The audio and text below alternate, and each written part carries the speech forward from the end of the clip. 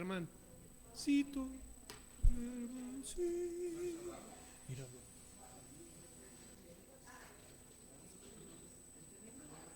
Cajón de abajo hay unas botellitas de agua, regálame una, hermano.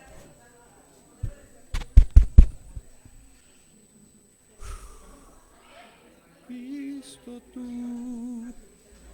Probando, probando, probando, probando. 1, 2. ¿Le bajaron el volumen? Gabriela. Casi no lo oigo.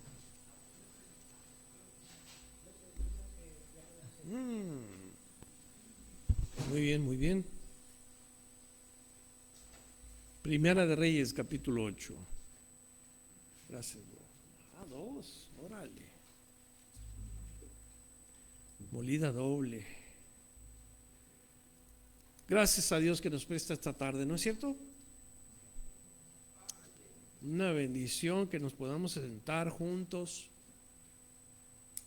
aprender un poquito más el consejo de la palabra de Dios, preparar nuestro corazón. Y querido hermano, esta noche no sé cómo vas a salir de aquí, pero ojalá que cada reunión, cada vez que salgas de este lugar, salgas como la palabra de Dios nos va a indicar en este día. Bien, nos vamos a ir a Primera de Reyes capítulo 8, vamos a continuar viendo qué es lo que Salomón ha estado haciendo ahora con su tiempo.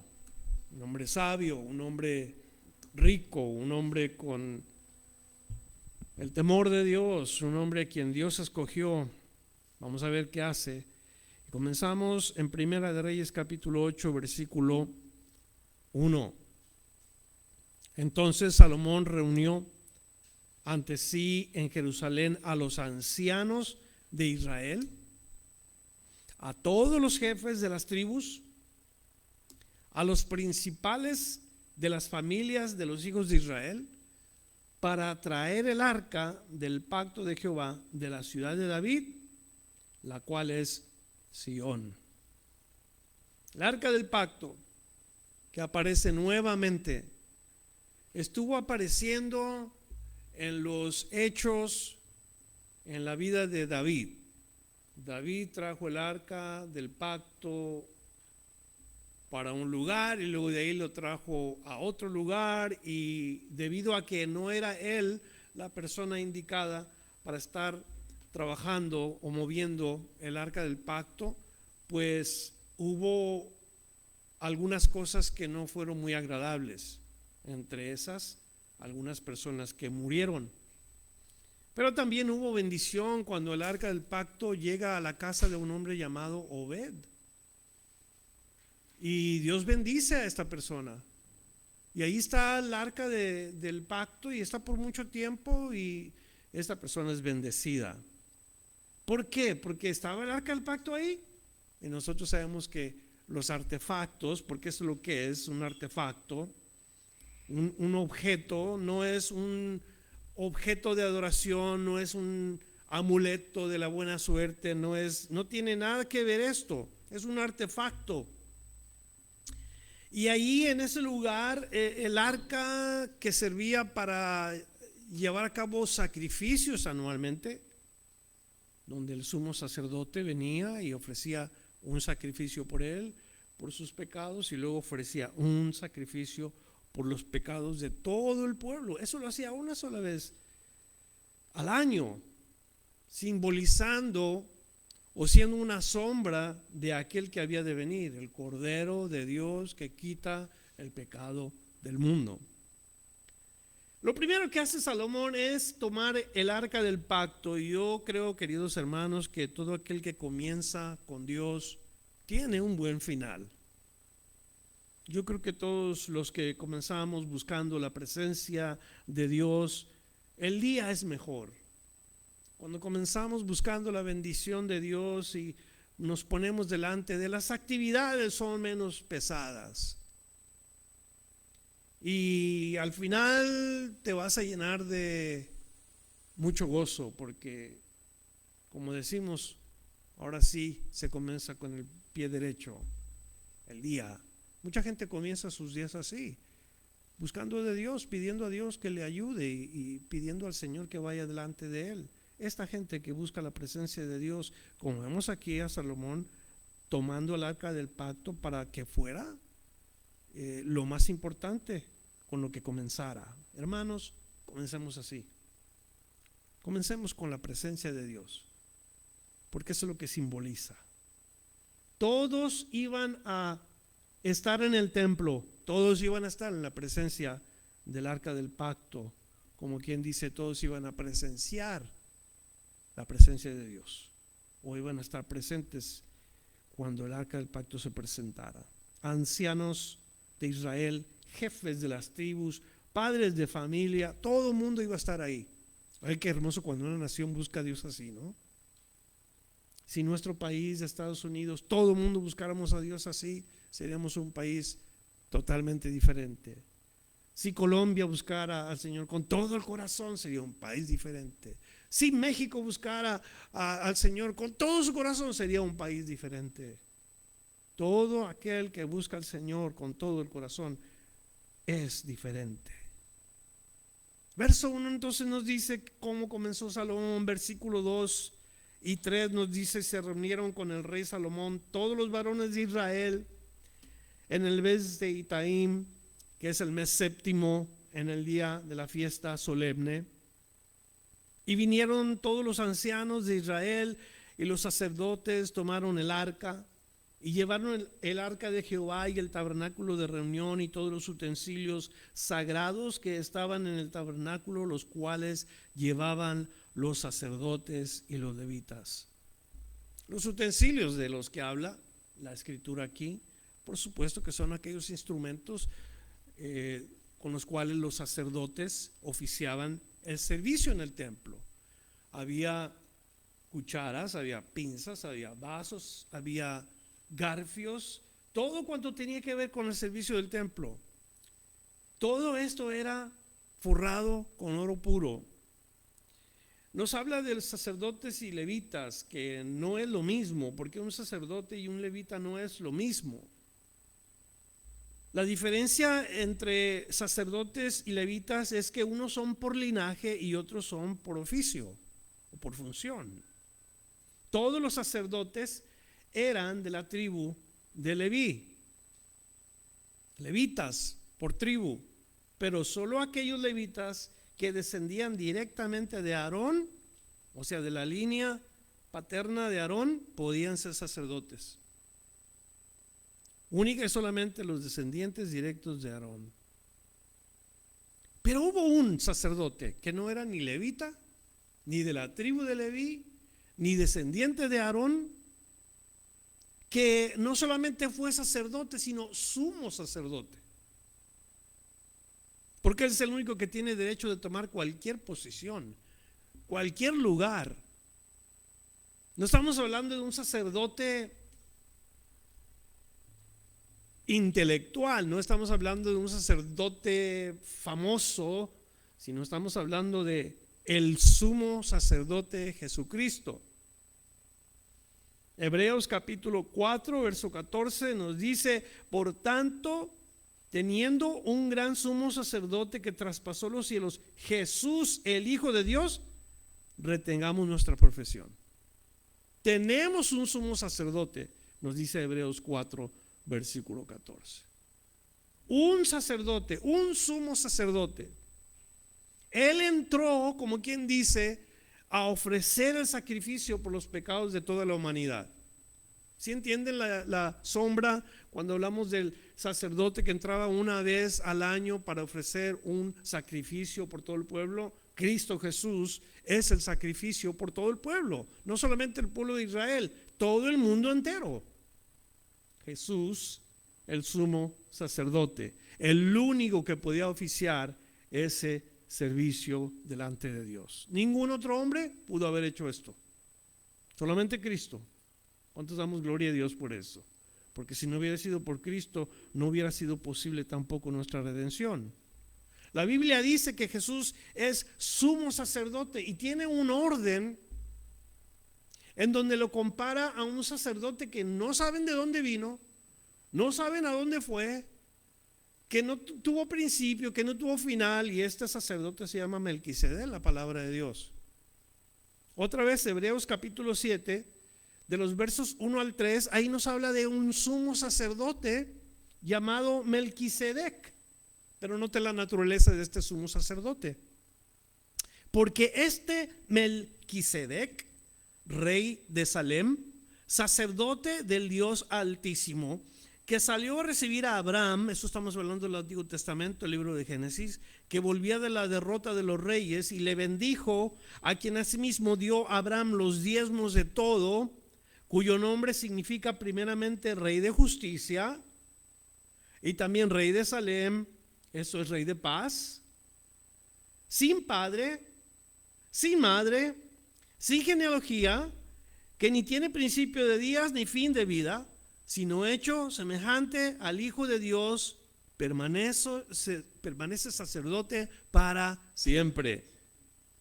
Entonces, la comparación del orden por el cual Cristo vino y fue sumo sacerdote, nos dice bien claro que no hubo quien lo ordenó, que no hubo quien le dijo, vas a comenzar en este tiempo. Él fue desde el principio, según el orden de Melquisedec, sin principio, sin madre, sin padre, sin genealogía, sin fin de días. Este es Cristo, nuestro sumo sacerdote. Yo le doy gracias a Dios que en la Biblia, a ti y a mí, la palabra de Dios nos describe como tales. En cada uno de nosotros Dios ha levantado para nuestros hogares un sacerdote. Y usted dice que se levanta el cuello y dice, ay, yo sacerdote. Se siente así como que, uy, qué suave. Yo un sacerdote, pero la palabra sacerdote, ¿sabe qué significa? Es la misma palabra ministro. Y un ministro, ¿qué hace un ministro? El ministro no se la pasa ordenando y mandando a la gente y que la gente haga cosas para él. No, el ministro, la palabra ministro significa servidor. Entonces un sacerdote es un servidor. Dios ha levantado de cada hombre en cada hogar un representante de Dios, alguien que sea la cabeza de ese hogar, que represente a Cristo en ese hogar, que sea un siervo en ese hogar. Eso es lo que Dios ha hecho. A los cristianos nos dice en Apocalipsis capítulo 1 versículo 6 que nos hizo reyes y sacerdotes para Dios. Apocalipsis 1:6. Nos hizo reyes y sacerdotes para Dios su Padre. O sea que tú y yo tenemos una posición de servicio, una posición en la cual es un privilegio, porque servir a Dios es un privilegio. Si no has considerado tú el por qué o Dios te dio la oportunidad de servirle, el meditar en esto, ser agradecidos porque Dios te tiene ahí. Y antes que tengamos la idea de ser sacerdotes con autoridad y que somos importantes, tengamos ese concepto de lo que es el sacerdocio, un ministro, un servidor de Dios. Que ya ahí ya casi no todo el mundo quiere. No, yo quiero ser importante, yo quiero ser reconocido. Los siervos a Él, al Señor, le damos todo. No le damos la mitad. No servimos al Señor de vez en cuando. Nosotros los siervos al Señor le vamos a dar todo, todo lo que somos, todo lo que tenemos, todo lo que Dios nos ha dado es de Él y para Él. Los siervos buscamos la presencia de Dios en todo tiempo. Fíjese cómo comenzó el versículo 1 hablando del arca del pacto que representa la presencia de Dios. Entonces el versículo 1, versículo 2, versículo 3 están conectados todos, porque nos habla de que lo más importante es comenzar con la presencia de Dios. Entonces un siervo le sirve al Señor con todo. Un siervo busca al Señor antes que todas las cosas. Son notas para ustedes. Si están escribiendo notas, tienen 2 notas ahí para hacer trabajo durante esta semana. Vámonos al versículo 5, en donde nos dice: Y el rey Salomón y toda la congregación de Israel que se habían reunido con él estaban con él delante del arca sacrificando ovejas y bueyes que por la multitud no se podían contar ni numerar. ¿Puede usted imaginar? A toda la nación, todo el pueblo reunidos porque hay un solo templo para toda la nación, y ahí está Salomón en el templo llevando a cabo sacrificios. No se nos dice cuántos sacrificios fueron los que levantaron en este versículo, pero si corre usted rápido hasta el versículo 63 del mismo capítulo, en ese versículo se nos dice cuántos sacrificios fueron. Y échele un ojo, porque allí nos dice la palabra de Dios en el versículo 63. Vamos a ver si lo podemos juntos leer. Yo creo que lo va a encontrar primero Roberto. Si es que no lo encontró, ya lo puso en la pantalla. Pero ¿qué tenemos? Verso 63 nos dice la palabra de Dios. ¿Cuántos? A ver, ¿quién dice? ¿Cuántos fueron exactamente los sacrificios que Salomón con toda la gente ejecutaron? Nos dice la palabra de Dios.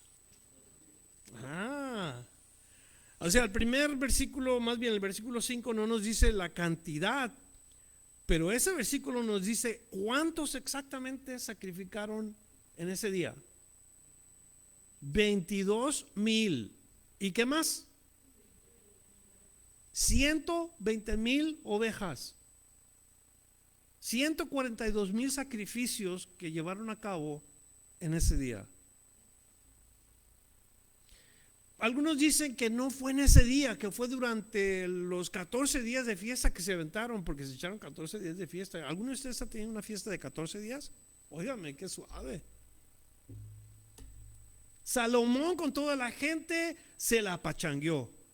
Otro día le decía yo a Roberto que estuvimos en la pachanga. Y dice, ¿cómo? ¿Para changas? Para changos. Una fiesta de 14 días. Salomón hizo en realidad las cosas en esa magnitud.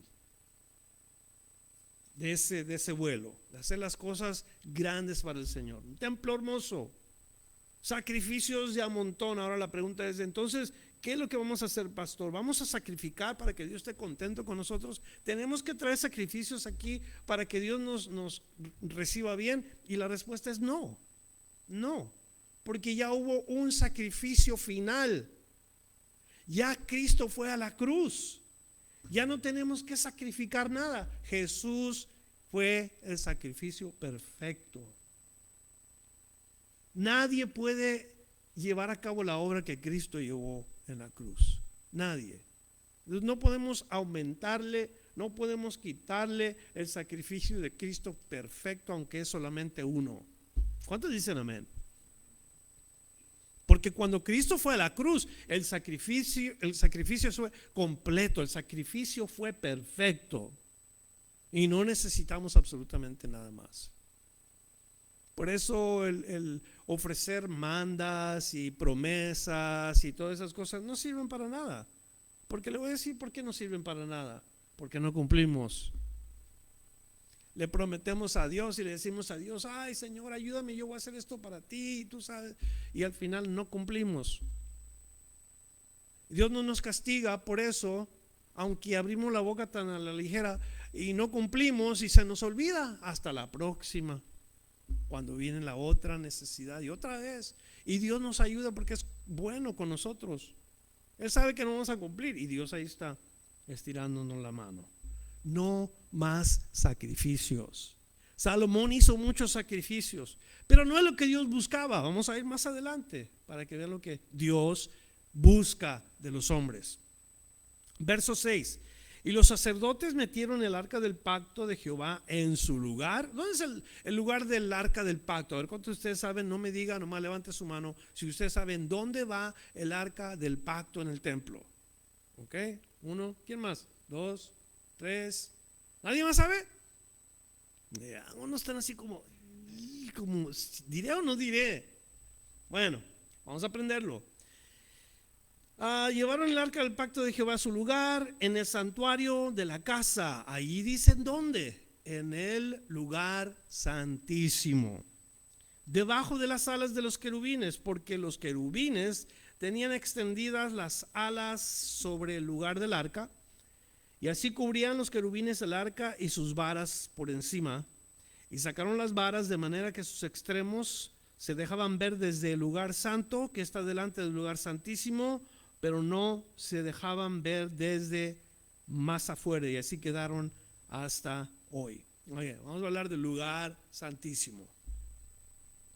En un templo como el templo de Salomón, tenía que ser una imitación, no igual, pero parecida al tabernáculo de reunión. Todos ustedes saben cuál es el tabernáculo de reunión. El tabernáculo de reunión es aquel lugar que Moisés levantó en el desierto.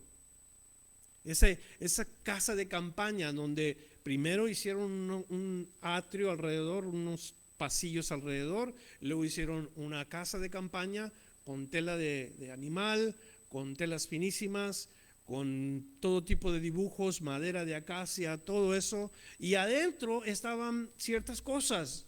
Estaba el lugar santo, que venía siendo el lugar donde están ustedes, y luego una división para que fuera aquí el lugar santísimo. Afuera los atrios, adentro lugar santo, más adentro el lugar santísimo. Allí es donde estaba el arca del pacto, y allí es donde el sumo sacerdote oficiaba servicio de sacrificio una vez al año por el pueblo de Israel. Una sola vez al año. ¿A quién representa ese sumo sacerdote? Dijimos, a Cristo. Cristo que entró en el lugar santísimo, Cristo que fue el sacrificio perfecto. Entonces, vemos nosotros que el arca del pacto llega ahí. ¿Qué dijimos que representa el arca del pacto? La presencia de Dios.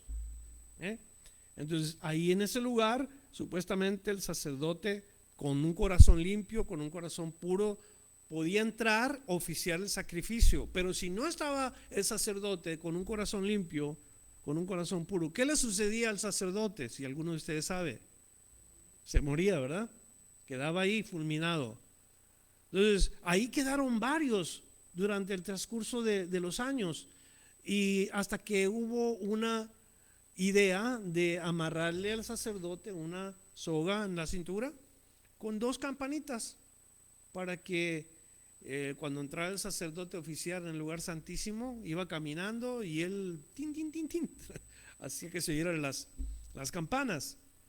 Está vivo, se oyen las campanas, y ahí va, ahí andaba, y mientras estuvieran oyendo las campanas, pues está vivo, ¿no? Pero cuando ya no se oían, pues nadie podía entrar ahí. ¿Qué hacían? A traérselo, y ahí venía arrastrando el pobre ya. ¿Por qué? Porque había entrado con pecado. Lugar santísimo, la pura idea de la palabra, lugar santísimo, que no cualquiera podía entrar ahí. El lugar más sagrado en donde Dios venía y visitaba al pueblo de Israel. Ahí en ese lugar servía para que los sacerdotes oficiaran el servicio del templo. Allí en este lugar había sacrificios de animales que representaban o eran la sombra de Cristo, porque un día Cristo iba a venir y se iban a acabar los sacrificios.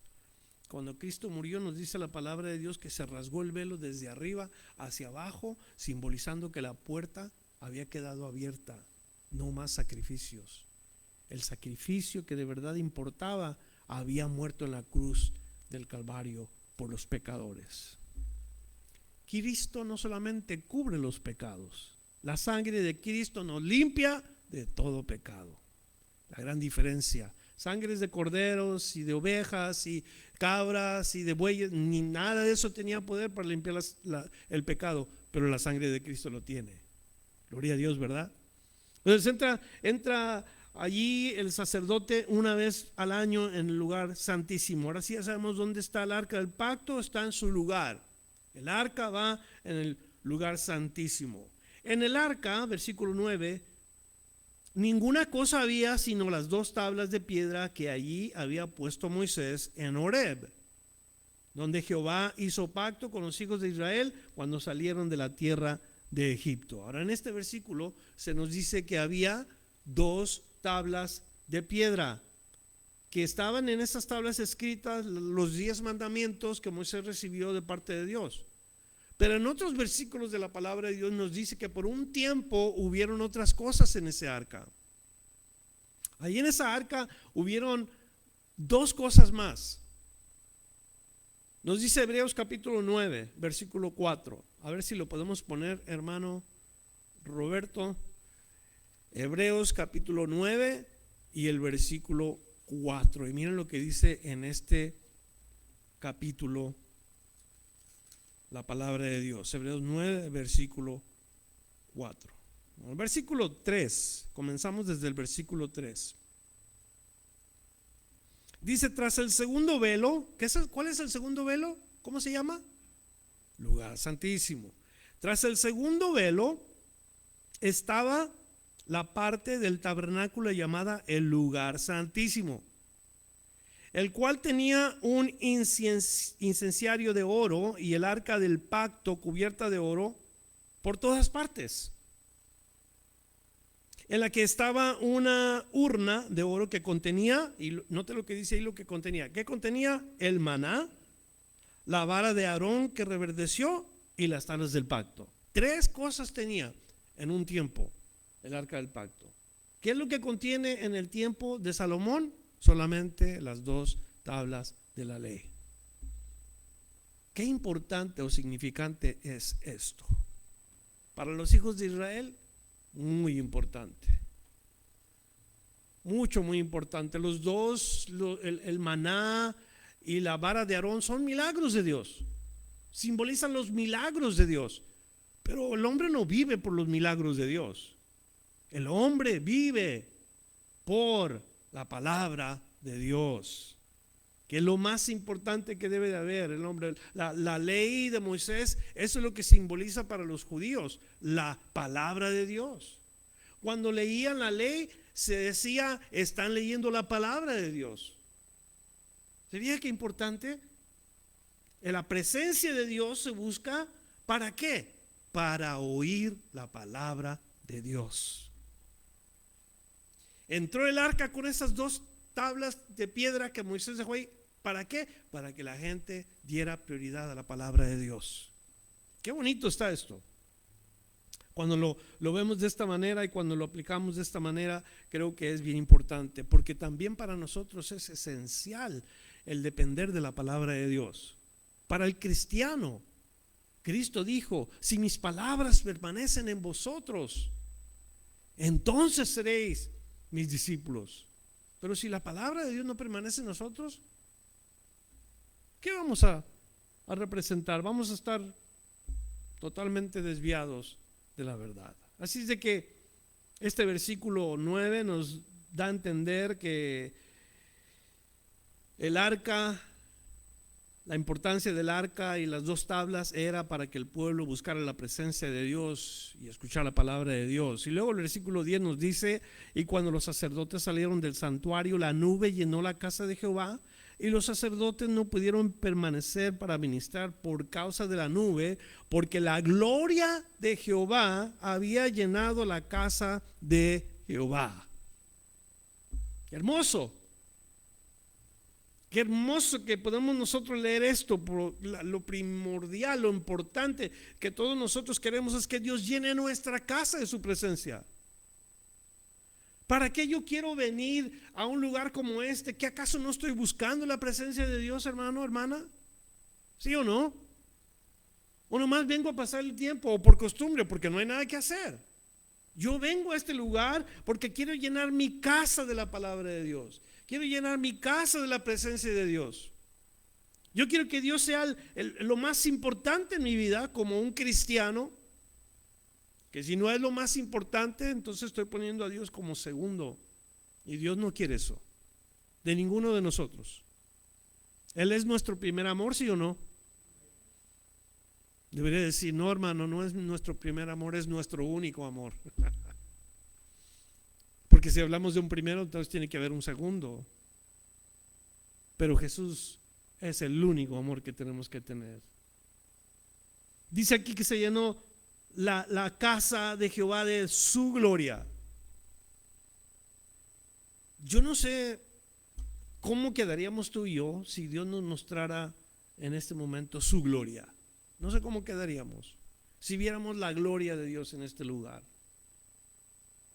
Si observáramos nosotros la hermosura de la gloria de Dios, la Shekinah, eso es lo que es la gloria de Dios.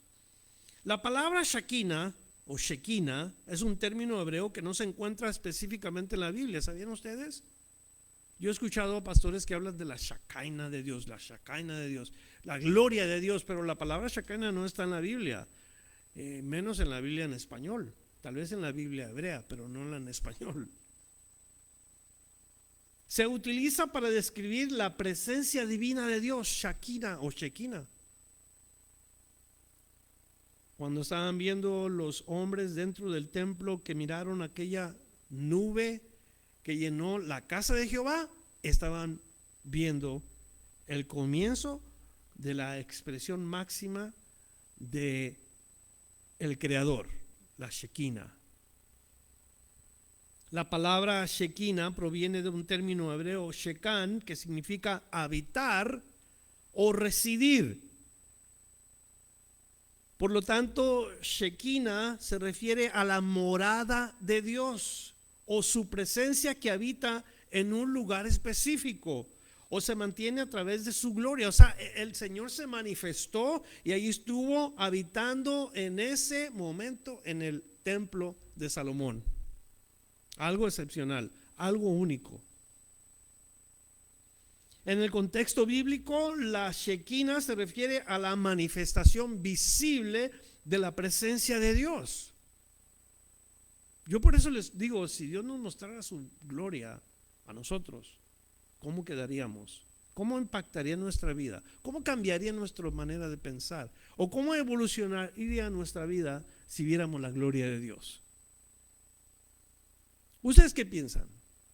¿Cambiaría tu vida? ¿Cambiaría tu manera de ver la vida? ¿Tu manera de pensar?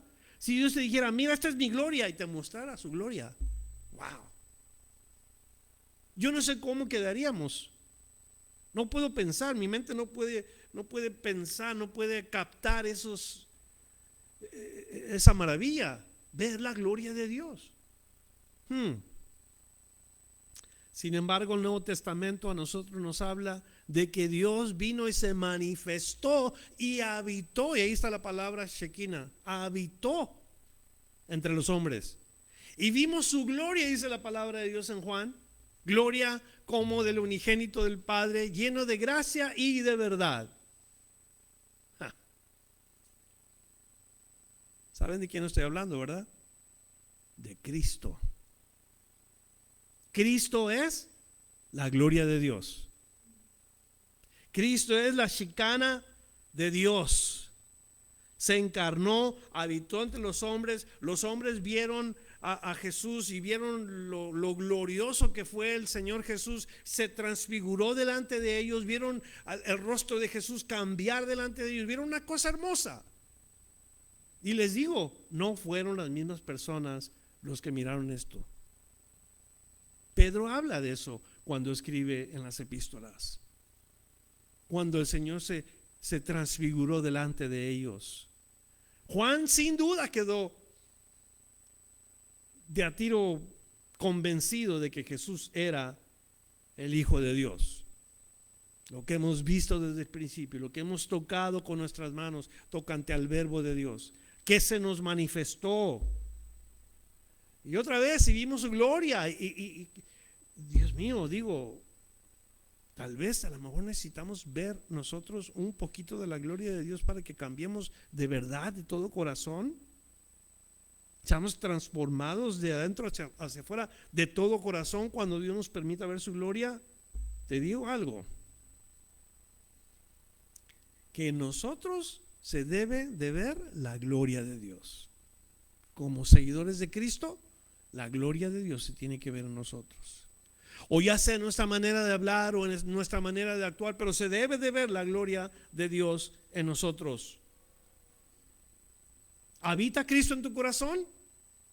Respóndeme, por favor. Si habita Cristo en tu corazón, la gloria de Dios está en ti.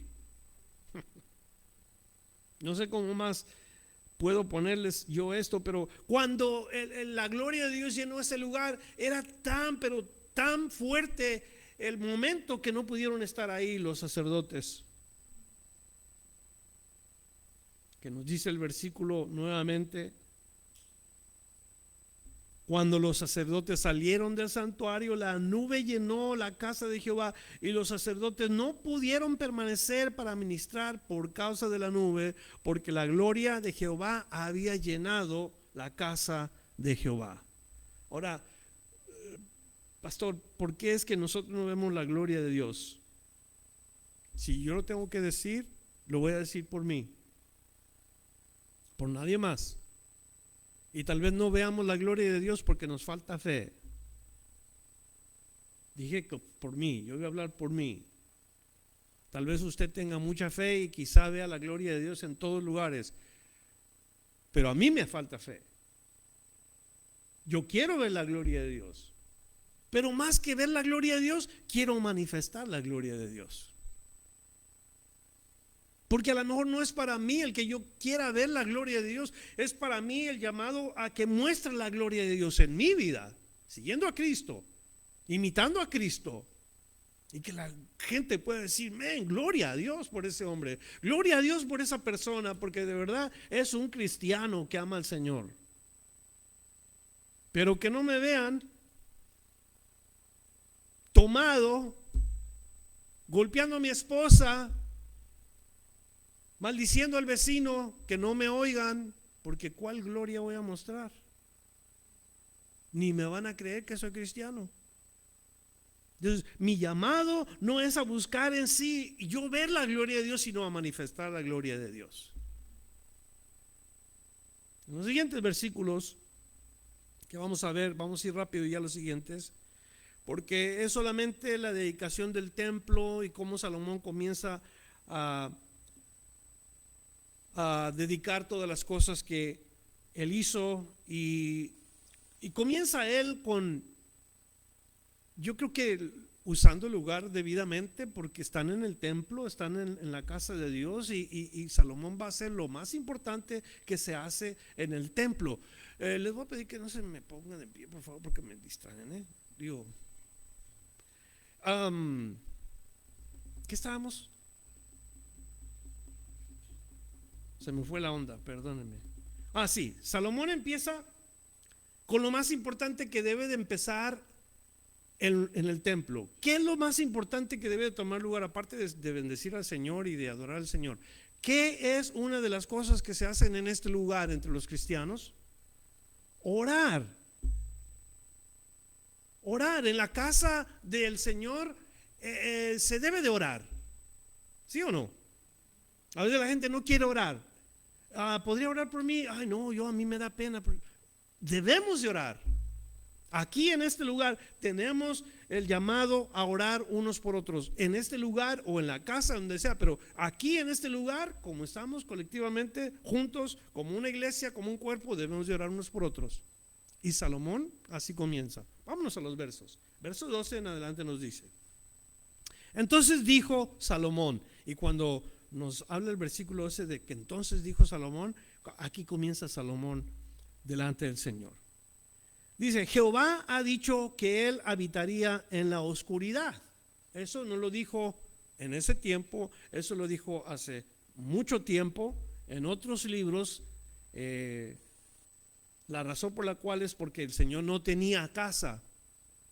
No tenía casa, y cuando David quiere comenzar a construir casa, el Señor lo tiene que corregir y decirle: no, tú no me vas a hacer una casa. Vamos a seguir leyendo, pero muy bien.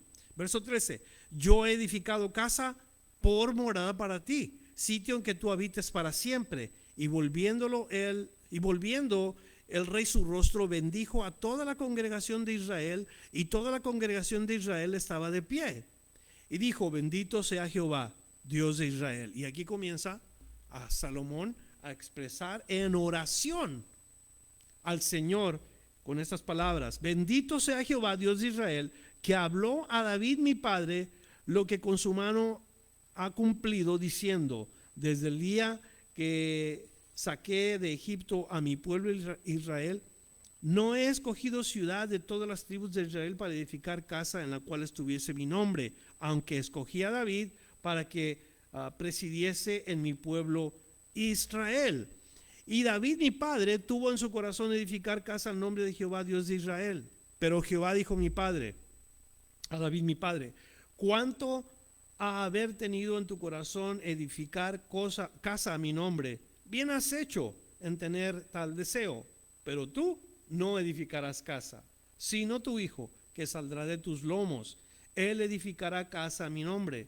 Y Jehová ha cumplido su palabra que había dicho, porque yo me he levantado en lugar de David mi padre, y me he sentado en el trono de David, como Jehová había dicho. Y he edificado la casa al nombre de Jehová, Dios de Israel, y he puesto en ella lugar para el arca, en la cual está el pacto de Jehová que él hizo con nuestros padres cuando los sacó de la tierra de Egipto. Y aquí Salomón solamente recuerda al pueblo lo que Dios habló, lo que Dios dijo. Esto no es algo inventado por Salomón, es algo que está en el corazón de Salomón, que él escuchó de parte de su padre, que le escuchó de parte de Dios, y solamente lo está repitiendo para que la gente vea que se va a cumplir la palabra de Dios, se vaya a llevar a cabo la promesa de Dios. ¿Por qué? Porque es palabra de Dios. No era un pensamiento de Salomón, era palabra de Dios. Luego el verso 22 dice: luego se puso Salomón delante del altar de Jehová, en presencia de toda la congregación de Israel, y extendiendo sus manos al cielo, dijo: Jehová, Dios de Israel, no hay Dios como tú, ni arriba en los cielos, ni abajo en la tierra, que guardas el pacto y la misericordia a tus siervos, los que andan delante de ti con todo su corazón. Y ahí está, con las manos levantadas enfrente del arca. ¿Y qué está haciendo? Está orando, está pidiendo al Señor, y está recordando que Dios guarda su pacto. O sea, esto es importante para el pueblo escuchar, porque todos están ahí. No se olviden de Jehová su Dios, que no es un hombre para que mienta, ni hijo de hombre para que se arrepienta. Él ha dicho y él va a hacer. Y les está diciendo Salomón: todos ustedes que están aquí, que han escuchado lo que Dios va a hacer, lo va a cumplir, lo va a llevar a cabo, y todos los que anden delante de él no pueden andar a medias, no pueden andar al 90%. Tienen que ir delante de Dios con todo su corazón. Es lo que les dice el rey Salomón a toda esta gente. No con los que le busquen a medias, no con los que le busquen solo cuando hay problemas. No, el Señor quiere que le busquemos con todo el corazón. En este lugar, si venimos a medias, de nada sirvió.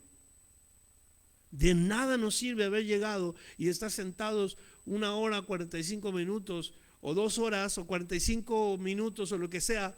Nada va a servir si venimos con un corazón dividido. Si llegamos aquí y estamos pensando en el fútbol o en el negocio, quién sabe en qué, está el corazón dividido. No, Dios quiere que vengamos, le busquemos con todo el corazón. Amén. Deuteronomio 4, versos 25 al 31 nos dice así: cuando hayas engendrado hijos y nietos, eso yo creo que ya me tocó a mí. ¿Alguien más que esté conmigo? Hijos y nietos. Cuando hayas engendrado hijos y nietos y hayas envejecido en la tierra, ya me tocó, ¿verdad que sí? Si os corrompiereis e hiciereis escultura o imagen de cualquier cosa, e hiciereis lo malo ante los ojos de Jehová vuestro Dios para enojarlo, yo pongo hoy por testigos al cielo y a la tierra, que pronto pereceréis totalmente de la tierra hacia la cual pasáis el Jordán para tomar posesión de ella. No estaréis en ella largos días sin que seáis destruidos. Dios está advirtiéndole a los hijos de Israel: cuando ya hayas envejecido, cuando ya tengas tus hijos, tus nietos, si vas y te corrompes como las demás gentes que viven en estos lugares, te va a ir mal. Yo voy a tratar contigo, es lo que Dios le está diciendo. 27. Jehová os esparcirá entre los pueblos y quedaréis pocos en número entre las naciones en las cuales os llevará Jehová. Y serviréis allí a dioses hechos de manos de hombres, de madera y piedra, que no ven, ni oyen, ni comen, ni huelen. Mas si desde ahí buscares a Jehová tu Dios, o sea, si en esta condición tu corazón volteara por un momento y te dieras cuenta, regresaras en sí, te dieras cuenta que has dejado a tu primer amor, dice el Señor, si de ahí buscares a Jehová tu Dios, lo hallarás. ¿Cuándo es cuando un hombre, una mujer halla a Dios? Cuando lo busca, ¿cómo? A la mitad del corazón, al 70%, el domingo por la mañana, una vez a la semana. ¿Cuándo? Léalo conmigo. Si lo buscares de todo tu corazón y de toda tu alma. Si buscares a Dios con todo tu corazón y con toda tu alma. Cuando estuvieres en angustia y te alcanzaren todas estas cosas, en los postreros días te volvieres a Jehová tu Dios y oyeres su voz, porque Dios es misericordioso. Misericordioso es Jehová tu Dios, no te dejará, ni te destruirá, ni te olvidará, se olvidará del pacto que les juró a tus padres. Y todo esto para que nosotros entendamos que los que están escuchando, en el momento que Salomón está hablando, están oyendo la palabra de Dios. No está Salomón trayéndoles una nueva revelación, es la palabra de Dios. Es lo que Dios le había dicho al pueblo de Israel y ese día se debía de cumplir. 24. Y luego sigue diciendo David, que has cumplido a tu siervo David mi padre lo que le prometiste, lo dijiste con tu boca y con tu mano lo has cumplido. ¿Qué es lo que se cumplió ya?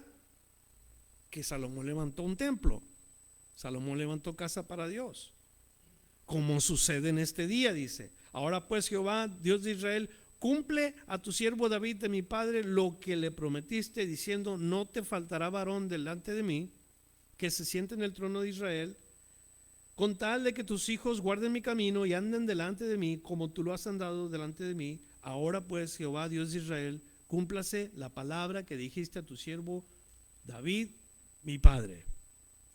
¿Cómo le suena a usted esto? Para muchos le suena así. Para muchos le suena como un reclamo. No te olvides, Dios, no se te olvide. Acuérdate que tú dijiste. Para muchos se oye así. Algunos, que nosotros debemos de alejarnos de esto, algunos declaran con oraciones como esta y le reclaman a Dios. Y yo pienso que esta actitud delante de Dios, de venir delante de Él y decirle, yo reclamo en el nombre del Señor, y yo, ¿cómo más se usan estos términos? ¿Qué otras cosas? Yo declaro, no recuerdo exactamente cómo dicen, pero tengamos cuidado. ¿Usted cree que Dios se olvida de su palabra? ¿Usted cree que el Señor necesita ser recordado de su palabra? No te olvides, Señor, que no te llegue el tío Jaime. O sea que Dios no va a tener una laguna mental como para que se le olvide lo que Él dijo, como nosotros se nos olvida. La promesa no depende de lo que el hombre hable, de lo que el hombre declare o de lo que el hombre confiese. La promesa depende de la palabra de Dios. ¿Sabe por qué se cumple la palabra de Dios? Por amor de su nombre. Dios hace todas las cosas por amor de su nombre. Ahí le van algunos versículos, porque la promesa no depende de nosotros, hermanos. Dios habla la promesa, Dios da la promesa, y tú te portes bien o te portes mal, la promesa sigue en pie porque es palabra de Dios. Si tú te pierdes y nunca recibiste la promesa, no quiere decir que la promesa fue falsa. La promesa no depende del hombre, la promesa depende del amor a su nombre. El Salmo 23, versículo 3 nos dice, y esto es lo que hace Dios para aquellos que confían en Él, dice: confortará mi alma, me guiará por sendas de justicia. ¿Por qué? Por amor de su nombre. No es por buenos, no es por que lo merecemos, no, nos guiará por senda de justicia por amor de su nombre. Salmo 25, versículo 11. Por amor de tu nombre, oh Jehová, perdonarás también mi pecado que es grande. Fíjense lo que dice Dios en su palabra. Por amor de tu nombre, perdonarás también mi pecado. Porque la verdad no merecemos que Dios nos perdone. Yo no merezco que Dios me perdone. Pero por amor de su nombre, Dios perdona el pecado del hombre. ¿Sí está entendiendo? A veces la gente, nosotros le reclamamos a Dios cosas cuando no tenemos que. No debemos de. Salmo 109, versículo 21. Y tú, Jehová, Señor mío, favoréceme por amor de tu nombre. Líbrame porque tu misericordia es buena. Todo lo que Dios hace para el hombre es por amor de su nombre. Porque Él es bueno. Porque Él juró por sí mismo. Porque no hay nadie más grande que Él. Cuando dice yo te amo, no está mintiendo. Cuando Él dice yo te perdono, no está escondiendo nada. Él lo hace y lo hace por amor de su nombre. Isaías 48, versículo 11. Por mí, es Dios hablando, por mí, por amor de mí mismo lo haré, para que no sea mancillado mi nombre, y mi honra no la daré a otro. Porque la tendencia es de que la gente va a comenzar a decir, a ver, ¿qué pasó con Dios? No, que Dios es muy poderoso y que esto. Y Dios dice, por mí, por amor a mí mismo, lo haré. Qué hermoso que nosotros podamos meditar en esta noche aquí. Todo lo que Dios hace a favor tuyo, a favor mío, a favor del mundo entero, es por amor a su nombre. Él dijo y Él hará. Él no va a mentir. Verso 27 nos dice, pero ¿es verdad que Dios morará sobre la tierra? Es una pregunta. ¿Es verdad que Dios morará sobre la tierra? He aquí que los cielos de los cielos no te pueden contener, cuanto menos esta casa que yo te he edificado. Es que Salomón se da cuenta que esa casa no era la casa de Dios. Yo no podía vivir en una casa de, ¿qué? 30 metros de largo por 25 de ancho, por 13 de alto. Dios no podía vivir en una casa así. El cielo no puede contener la presencia de Dios. Pablo, el apóstol, cuando llegó a Atenas y miró el templo lleno de dioses y vio un anuncio que decía en una de las paredes, al Dios no conocido. O sea, estos atenienses tenían la fama de ser idólatras, entonces tenían todo tipo de dioses. Y a un letrero, y al Dios no conocido, decían, por si acaso se nos pasó uno. Dice Pablo, a ese Dios, de ese Dios vengo a hablarles yo a ustedes. No habitan templos hechos por manos de hombres.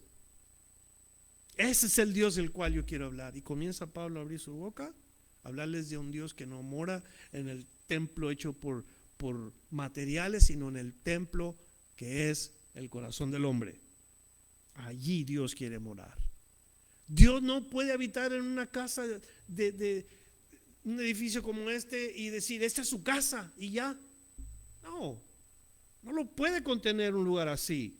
La casa en la que Dios quiere habitar es nuestro corazón. Nuestro corazón. 28, con todo tú atenderás a la oración. Y ahí está, por eso les decía que Salomón no está reclamándole a Dios, ni está tratando de pedirle solamente porque sí, está levantando una oración. Dice, tú atenderás a la oración de tu siervo y a su plegaria, oh Jehová, Dios mío, oyendo el clamor y la oración que tu siervo hace hoy delante de ti, que están tus ojos abiertos de noche y de día sobre esta casa, sobre este lugar del cual has dicho, mi nombre estará allí, y que oigas la oración que tu siervo haga en este lugar. Oye pues la oración de tu siervo y de tu pueblo Israel cuando oren en este lugar. También tú lo oirás en el lugar de tu morada, en los cielos, escucha y perdona. Y hace una comparación entre el templo de Salomón, o sea, el templo que él construyó, y su morada que está en el cielo. Así como oye en el templo, así va a oír cuando escuche en el cielo el Señor nuestro Dios. Qué tremendo. A nosotros desde chiquillos se nos enseñó que Dios mora en la tierra, en el cielo y en todo lugar. Y era una doctrina, era un rezo que hacíamos chamaquillos, 6, 7 años. ¿Dónde está Dios? Dios habita en el cielo, en la tierra y en todo lugar. Y yo me la sabía. Entonces íbamos por todas partes pidiendo posada en el tiempo de Navidad y a ver, ¿dónde está Dios, niños? Dios está en el cielo, en la tierra, en todo lugar. Os pido posada. Y empezamos a cantar. Porque fue algo que se nos dejó desde pequeños en el corazón. Y es verdad, Dios habita en el cielo, en la tierra y en todo lugar. No es una declaración, es una oración lo que Salomón está levantando. Las palabras que usa tienen que ver con el corazón y la boca. Él está hablando delante de Dios, pero también está creyendo dentro de su corazón. Está confesando con su boca, pero todo sale de su corazón, con un corazón agradecido. ¿Por qué? Porque con la boca se confiesa más que con el corazón se cree. 31. Si alguno pecare contra su prójimo y le tomare juramento haciéndole jurar y viniere el juramento delante de tu altar en esta casa, tú oirás desde el cielo y actuarás y juzgarás a tus siervos, condenando al impío y haciendo recaer su proceder sobre su cabeza y justificando al justo para darle conforme a su justicia. La Biblia dice, el alma que pecare, esa misma morirá, o ciertamente morirá. Esas palabras nos dicen que el juicio es individual. El alma que pecare ciertamente morirá. Yo no puedo responder por ti, ni tú puedes responder por mí. Todos vamos a comparecer delante del Señor. Romanos 14, versículo 10. Pero tú, ¿por qué juzgas a tu hermano? O tú también, ¿por qué menosprecias a tu hermano? Porque todos compareceremos ante el tribunal de Cristo. Vamos a dejar este capítulo en el versículo 33, porque es mucho, todavía faltan muchos versículos. No quiero que usted se canse, quiero más bien que se vaya a su casa pensando que estuvo o tuvieron la oportunidad de venir a este lugar con todo el corazón. Ojalá que se vaya a su casa sabiendo esto, que el Señor le agrada que vengamos aquí con todo el corazón, que le cantemos con todo el corazón, que oremos con todo el corazón. Que esa es la idea cuando venimos aquí. Que si yo vengo con una carga, mi esperanza es de que alguien se me acerque, ore conmigo y mi carga se aliviane un poquito, porque a veces traemos cosas pesadas, a veces traemos sentimientos, a veces traemos dudas, a veces hay preguntas. Entonces, ¿por qué no aprovechar el que estamos aquí y decir, hermanos, yo necesito oración? Yo necesito un poquito de dirección en esto y hacer lo que Dios quiere que hagamos como sus hijos. ¿No le parece a usted? Entonces, antes de que se vaya, tómele el nombre a una persona y dile, voy a orar por ti. ¿Por qué quieres que ore esta semana por ti? A ver, ¿por quién estamos orando esta semana? Por Gladys. Gladys puede tener pruebas, puede estar enferma, Gladys puede estar pasando por un tiempo difícil. No se olviden de orar por ella. Y así va a ser cada vez que pongamos a alguien en oración, para que tengamos la oportunidad de levantarlos en oración. Muy bien, dejamos entonces el versículo 33 para la semana que viene. Primeramente Dios, me gustaría si Angelina nos despides con una oración, por favor.